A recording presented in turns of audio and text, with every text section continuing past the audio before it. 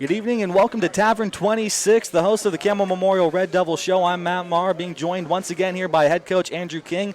Coach King, thanks again for joining us. Thanks for having me. It's great to see you here again. Obviously, a lot has happened since that Week 1 win against Aquinas, and most recently was that win against not against you guys, against Champion. Hey, C-words, they got in my head here.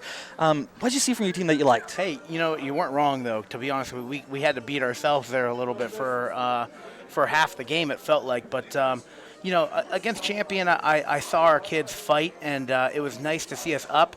And then we came down, and then we went back up. And that's something that you haven't seen here in a really long time, is just us fighting adversity. There were questionable calls. There were a few things, and luck came in our favor, too, on a couple things. So it was nice to see our kids bounce back and just have that steady keel and ready-to-go attitude at any time. And when their number was called, they did it.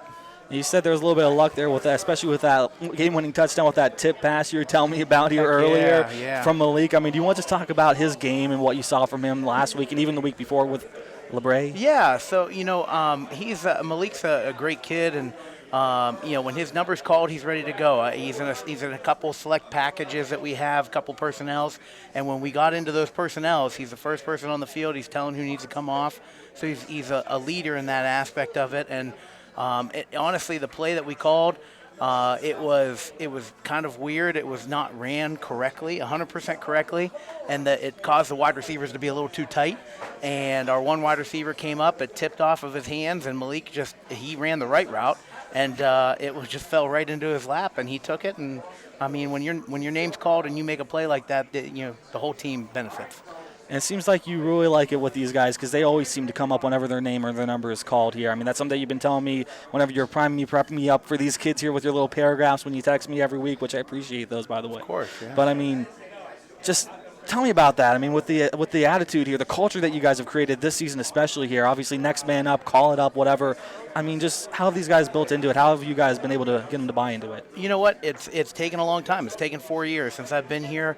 This is the first year where I fully feel that all 100% of the team, 100% of the team is committed to what we're asking of them, and that's not easy to do. Around here, there's a lot of things that can come in the way of that. Family life, school, drama, all this other stuff, and these kids come in and day out. They don't complain. They don't worry about anything else. When it's 3 o'clock hits, it's football until football's done, and they're taking a knee, and I talk to them for a second, they get out. It's great to hear that, though. They just come right in. I mean, yeah. Yeah, obviously let them get out here too. It took a long time, man. I'll tell you, that's the frustrating part. But the nice part is, it's not me. It wasn't me at all. It's my coaching staff. It's the kids that just decided to buy in and want to be winners on and off the field, and that's what makes it great. I'm just the head front of it, but it's not me doing it. They decided that they wanted to create that culture change. They did it. Our coaches are just administrators of it. They demonstrate that in everything they do as well, and then I'm just kind of the tippy top and just make sure things work out. So we were talking here with Lambert, your starting quarterback this year, sophomore. Obviously, he's done some fantastic things here through the first 3 weeks of action here, and obviously enough to get nominated, and then obviously also winning the Bear Brothers Big Dog for week number 2 here on YSN. I mean, can you just talk about your quarterback here, what you've seen from him this year, and how he's grown since his freshman year too? Yeah, quite honestly, he's grown tremendously since freshman year. Freshman year, it's hard for kids. Like, back when we were in school, and back when, even before that, they had freshman football, in a lot of schools. A lot of schools don't have that anymore. So these freshmen get thrown into the mix with 18-year-old boys, and they gotta kind of fight and scratch and show their name. And DJ did that. He started on defense last year for us. Did a great job at corner. All year he pretty much started there, and then at the end of the year he started playing a little quarterback, and I kind of noticed the talent that was there, and with him this year, he was there every day. He's so smart when it comes to spitting out the play, when it comes to getting the kids ready in the huddle, knowing the count, knowing where guys are supposed to be, knowing what they're supposed to throw, looking off people. I mean, everything that you want in a quarterback. It's really raw right now as a sophomore, but everything that you want in a quarterback is this kid right here, and I can't be more proud of him and what he's accomplished so far. I mean, it's hard to game plan against a guy who can beat you on the feet with 3 touchdowns, but then also score 3 touchdowns in the air the next week. So I look forward to that as a head coach. It makes it a little bit easier when you have a guy like that. Yeah, that's great to hear. And again, he's a sophomore. You've got a sophomore captain. I mean, you guys seem to have a pretty young core this year. I mean, just can you talk about that here, how they've all stepped up and, the expectations you've had from them coming in and what you've seen, if they've raised it all? Yeah, I think talking to those young kids when they were in middle school was a big portion of that. I have great middle school coaches here. Shouting out to David Porch, John Ryan, and there's been a mix of few extra in here. And, all of our middle school coaches that we had in the last couple of years have just done a great job of making our kids our kids. We're a closed enrollment school. We don't have anybody coming in from outside of schools. We're not promoting it any other way other than we're raising our kids, Campbell kids, to play Campbell football. And I think those kids have bought in since then. They've been in the weight room at times. A lot of them play other sports, so they're not in the weight room. But I just am so proud of our kids at that young group. We have so many young kids. I was doing the counting today a little bit. I think we have 8 or 9 starters on the defense coming back next year.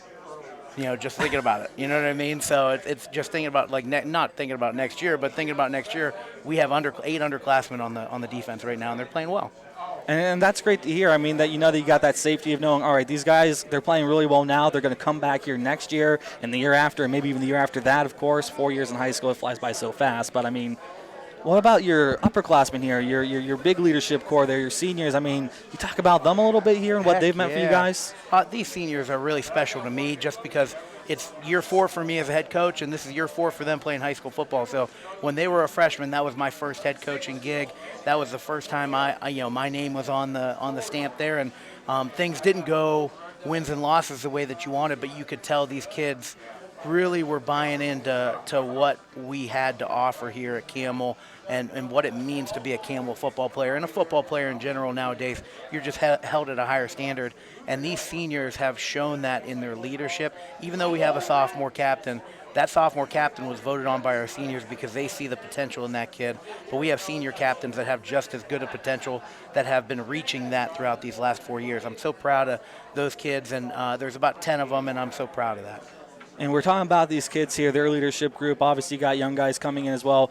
Well, let's kind of turn the page here and look towards your leadership role here as well. I mean, what have you been doing here just to make sure, just to coach these kids and, obviously, again, just get them on track here, and you and your coaching staff as well? Yeah, I during the season, my coaching staff is phenomenal, and in the off season, I'm here 4 days a week with these guys in the weight room.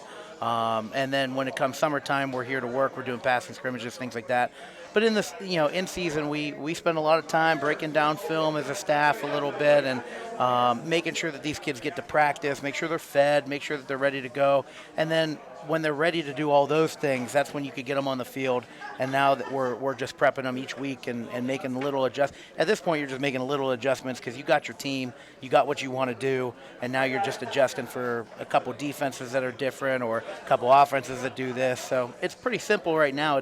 It's in kind of cruise control, but we try to keep it as fast-paced as we can. You're talking about cruise control. It sounds like you pretty much cruised from LeBray right into champion there with the similar kind of play style. I mean, was there anything really difficult with having to prepare them for that? I mean, the kids I talked to, they made it sound like, oh, yeah, we already knew what to do. We did it against them. We'll do it a little bit better against these guys. Yeah, you know what, The goal with our kids is just to make sure that it's as simple as possible for them, make sure that they know what they're doing, because at the end of the day, football is pretty easy. You know what? You're trying to, you take the ball, you put it in the end zone kind of thing, and there's certain ways that you could do it. We make it a little bit more difficult than it has to be sometimes as coaches. When you got athletes and you can get them out in space, you just do that, and you find different ways to do that, but if you can and you do it successfully, it makes life a little bit easier for us, Yeah, absolutely. Here, when the kids do the work, yeah. Heck yeah. And they're the ones who are putting the work in, obviously, to get the results. You guys, again, you're the guiding hand here, but they're the ones who are doing it all together. Heck yeah. Which is, that's just great to hear that you guys let them do their thing too. You know what you got in some of these kids, and I think our staff understands that too. And from LeBray to champion, LeBray was a heartbreaker, for all of us. But last year, actually, champion was a heartbreaker. We lost 7-0 in champion last year, and that really tore us apart a little bit, and I was worried LeBray might do that a little bit to us. And these kids proved me wrong, and I've never been happier for them to prove me wrong. They are dogs on the field, and they just have, what's a memory like a goldfish. What's that? The Apple TV soccer film that what is it? Ted Lasso? Yeah, Ted Lasso. That's it. They got minds like a goldfish kind of thing. So. That's great to hear here. I mean, all right, so you got one more game coming up. Well, not one more game, but you got another game coming up here this Friday. It's against Lowville. You guys ready for that one? Yeah, I mean, not yet. Ask me tomorrow after practice, and then yes. But I think we're preparing well for Lowville. They got some great athletes over there. Coach Manuel is a good friend of mine from Poland, and I look forward to this one every single year. I know he's going to bring the best out of those kids. I'm going to bring the best out of our kids, and it should be a heck of a battle. I'm really excited to see what our athletes can do going down to their field and being an away game, but really kind of feels like a home game almost because it's a 2-minute drive. You know what I mean? Right down the hill, yeah. Heck yeah. So the Battle of the River, everything kind of lines up, and this makes it feel like old school high school football, Friday night. I hope the weather's good kind of thing, and let's go play some football. Let's go play some football. That game will be streamed live right here on ysnlive.com. Eric Hughes, the voice of the Lowville Rockets, will be on the call for you guys. He'll do a great job, and we can't wait to see you guys live. Got one more question for you. We asked you last time you were here, since we're here at Tavern 26, what your favorite menu item was. Curious here. Under the shareables, appetizers, whatever you want to call it, what's your favorite one on there? Okay, let's go. I know they said the hot kielbasa last time. That's not a shareable. So I'd have to probably, I'm going to have to go. Are the trash can nachos in there? I think so. I think the kids like that too, right? That's always a fan favorite for them. That's almost what they always say their favorite. Yeah, the trash can nachos are. I like to give the appetizers to some of the kids. I like to buy some of them, and I tried it a couple times. Man, they do a good job of that, just throwing stuff on there and making it taste good, Is there any way that you like to do in particular, or is it more so just let the kids do it and then you just try it? You know what? I'm a trash can myself. I let anything happen. As long as it tastes good, I'll take it. I got you. Hey, that's great to hear. I mean, just some great food here at Tavern 26, great reasonable prices. Wednesdays, their specials are 5 chili dogs for $10, $2. I mean, if you like chili dogs, I mean, absolutely. And there's great specials here. You just got to come here and check it out for yourself. Tavern 26 off of 12th Street here in Campbell. Coach, thank you so much for joining me this week on this edition of the Red Devils Show. Good luck against Lowville, and we'll be rooting for you the entire way. Thanks for having me. All right, thank you. Yep.